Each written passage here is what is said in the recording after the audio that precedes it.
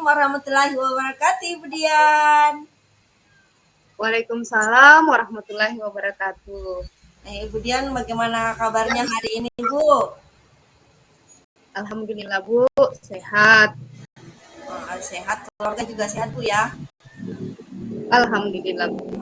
Ya, alhamdulillah karena hari ini cuaca begitu panas, kita perlu menjaga kondisi badan kita untuk tetap fit. Cuaca tidak menentu, kesehatan itu sangat penting untuk bisa kita menjalani aktivitas kita sehari-hari.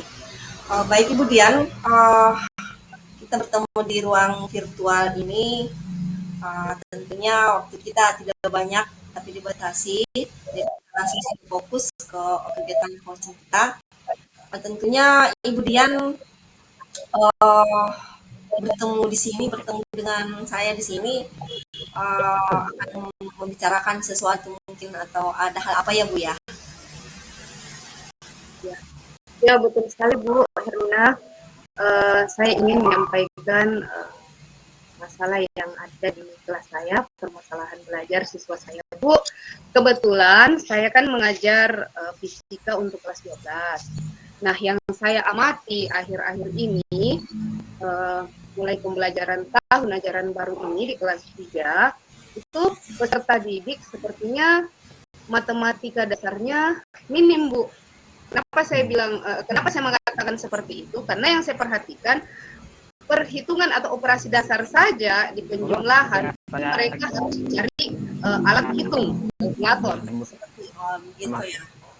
Oke, baik Ibu Dian. Jadi tadi Ibu Dian mengungkapkan bahwa memiliki permasalahan terkait dengan pembelajaran siswa di fisika, di mana dalam perhitungan matematika dasar kurang cenderung menggunakan alat bantu untuk menyelesaikan soal fisika. Nah, Ibu Dian, setelah kita berbincang di ruang virtual sore hari ini, Ibu Dian menginginkan hasil seperti apa kira-kira? Saya berharap Bu di pertemuan kali ini saya bisa menemukan solusi untuk permasalahan peserta didik saya itu mengenai ketergantungan mereka ke alat hitung hanya untuk menyelesaikan operasi matematika dasarnya seperti itu. Berarti Ibu nanti berharap bahwa akan mendapatkan dari hasil perbincangan kita ini akan menemukan satu solusi bagaimana supaya siswa Ibu ini dalam mengerjakan soal fisika tidak tergantung pada mesin hitung. Nah, kalau menurut Ibu Dian, kemampuan dasar menghitung matematika sekarang di siswanya Ibu itu kalau dihitung dari skala 1 sampai 10 itu mereka berada di posisi mana, Bu? Mereka ada di posisi 2, Ibu. Ada di posisi 2. Nah, bagaimana Ibu Dian melihat posisi 2 tersebut? Saya melihat posisi 2 itu, Ibu, karena yang saya amati itu di perhitungan dasar saja, saya ambil contoh saja Bu, yang paling dasar, di perkalian berpangkat untuk peserta didik di kelas 12 saja, itu sangat kesulitan mereka untuk menyelesaikan itu. Kemudian perhitungan plus minus, min 3 tambah min 2, semua yang saya rasa itu matematika dasar yang harus mereka kuasai, apalagi mereka sudah ada di kelas 12.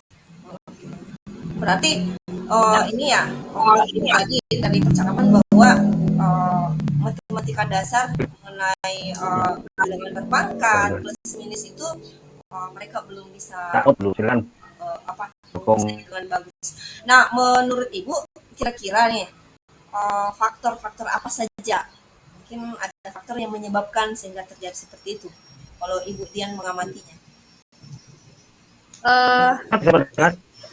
Kurang berlatih Ibu, kurang berlatih menyelesaikan soal-soal, karena seperti yang kita tahu sendiri bahwa soal-soal itu seharusnya itu siswa selalu berlatih menyelesaikan soal-soal.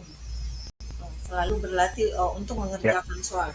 Berarti menurut Ibu Dian sendiri apa yang bisa menjadi ukuran bahwa anak-anak sudah bisa berlatih dengan baik mengerjakan soal fisika berdasarkan matematika dasar itu. Apa ukuran indikator keberhasilannya bahwa mereka sudah mampu melakukan perhitungan dasar? Ketika dia sudah tidak bergantung pada kalkulator lagi. Tidak tergantung lagi dari Karena, penggunaan karena kalkulator. hanya perhitungan dasar saja kalkulator. Sampai menyelesaikan soal sambil pegang kalkulator. Mereka terlalu bergantung sama mesin hitungnya, Bu. Apakah menurut Ibu Dian hanya satu faktor itu saja yang menyebabkan murid Ibu itu tingkat kemampuannya hanya pada skala 2 saja dalam pandangan Ibu? Apakah cuma hanya karena faktor itu saja atau ada faktor yang lain? Nah, ini juga yang ingin saya ungkapkan, Bu. Sebenarnya masalah atau faktor lainnya itu selain mereka kurang berlatih, itu yang saya amati, karena mereka kelas 12. Yang saya amati kan pengalaman belajarnya lagi yang ada di kelas 11. Nah, ternyata di kelas 11 itu guru matematikanya, Bu, guru matematikanya itu jarang mengajar. Gurunya itu hanya masih 30 menit, masih materi, kemudian gurunya itu seharusnya memberikan contoh, tapi tidak. Gurunya itu selalu meninggalkan siswanya dan itu berulang terus menerus. Ya. Perhatikan, bukan hanya yang siswa di angkatan yang sekarang. Ya. Sebelumnya juga.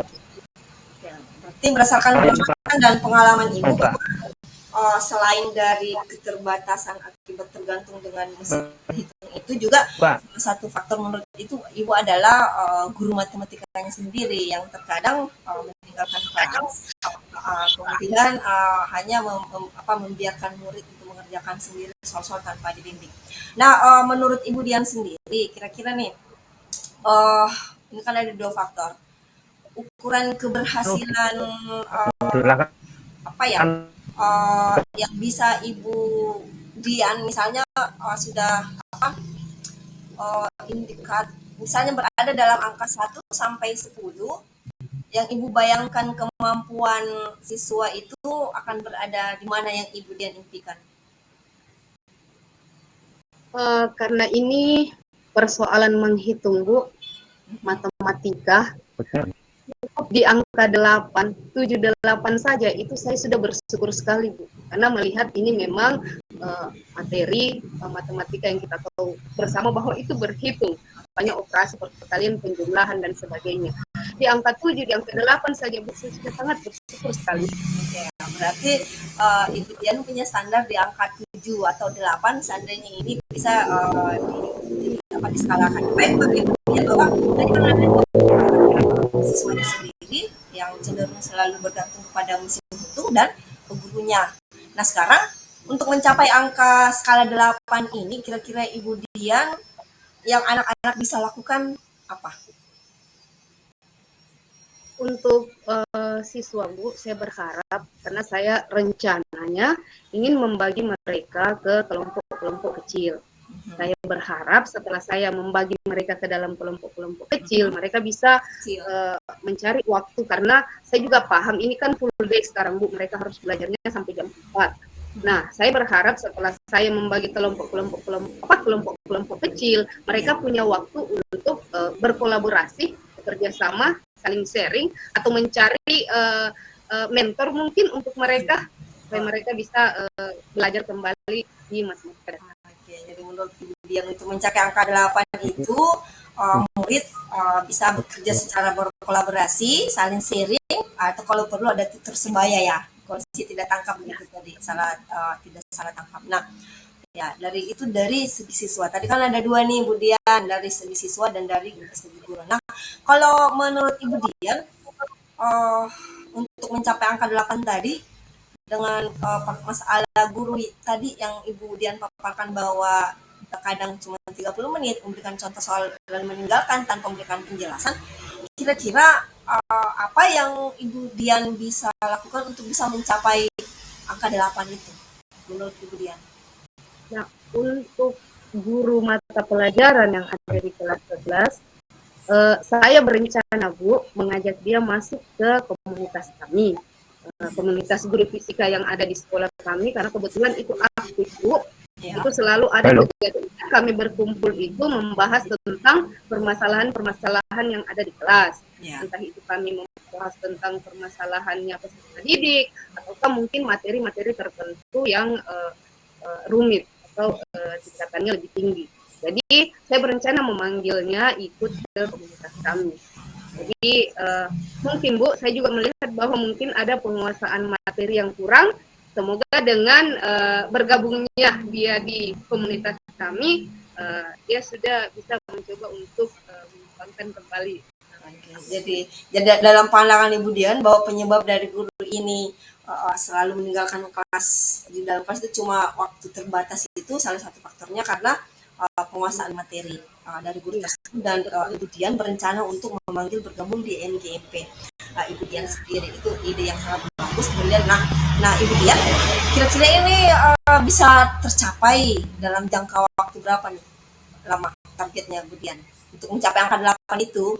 Ya.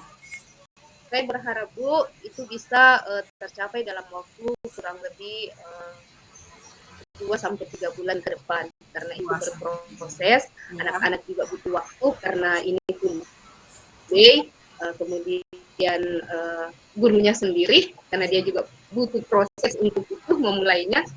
Saya berharap 2 atau 3 bulan ke depan saya mampu untuk mencapai angka 8. Ya, berarti berencana bahwa 2-3 bulan ini angka 8 sudah bisa dicapai dengan solusi tadi yang Ibu Dian sudah rencanakan. Baik Ibu Dian, tidak terasa hampir 10 menit ya, 10 menit lewat. Nah, dari perbincangan kita Indonesia yang mencatatnya 12 menit, di menit ke 12 ke 9 detik ini, mungkin Ibu Dian bisa apa ya hasil dari perbincangan kita untuk sore ini? Yang Ibu Dian dapatkan. Terima kasih Bu Herlina. Ya, untuk perbincangan hari ini saya mengucapkan banyak terima kasih Bu. Jadi insya Allah untuk kedepannya saya akan mencoba untuk berusaha untuk menggabungkan guru matematika itu dengan komunitas kami. Kemudian saya berharap juga peserta didik yang yang nantinya akan saya bagi ke dalam kelompok betul-betul melaksanakan masing-masing yang mereka aktif dalam melakukan kolaborasi bersama. Amin, amin ya rabbal alamin. Bagi Ibu Dian ya, asik sekali bisa berbincang dengan Ibu Dian, dan tentunya alhamdulillah Ibu Dian sudah seperti tujuan tadi bahwa akan ada solusi yang bisa kita capai, dan alhamdulillah kita melihatnya bahwa itu ada solusinya. Baik, kemudian terima kasih sudah bergabung dengan saya dengan masalah yang alhamdulillah sudah terpecahkan. Terima kasih waktunya. Sampai ketemu kembali. Insya Allah nanti 3 bulan ke depan kemudian kita akan bisa ketemu lagi untuk membahas bagaimana hasilnya. Terima kasih Bu Dian, salam sama keluarga. Ya. Assalamualaikum warahmatullahi wabarakatuh. Waalaikumsalam warahmatullahi wabarakatuh. Berikut adalah refleksi diri saat saya melakukan latihan coaching.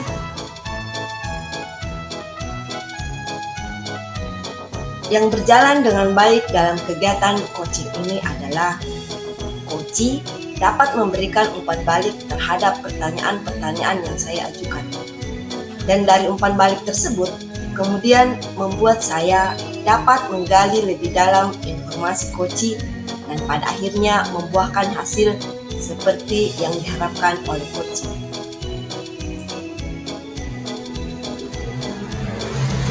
Ada beberapa hal yang masih perlu saya perbaiki, seperti intonasi, gestik tubuh, dan pengurangan kata saat mengkonstruksi pernyataan ataupun pertanyaan. Saya pun melihat bahwa meskipun saya berhasil menjadi pendengar aktif, namun masih kelihatan terlalu dominan dalam tahapan percakapan kita. Dan yang perlu saya tingkatkan adalah mengasah keterampilan mengajukan pertanyaan. Untuk tetap dalam kondisi presence, saya mengawali kegiatan dengan berdoa, menunjukkan kepercayaan diri, menghadirkan hati secara penuh pada coach, melakukan kontak mata, dan senantiasa mencatat bagian-bagian yang penting dari pernyataan coaching.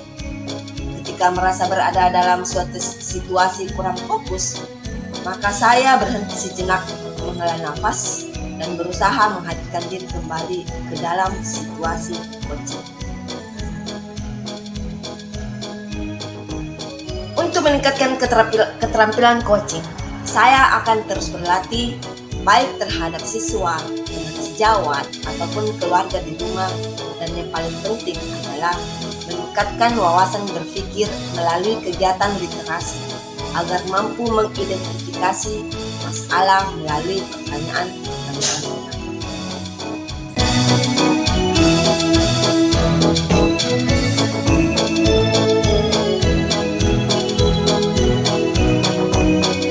Demikian refleksi diri saya saat saya melakukan praktik coaching.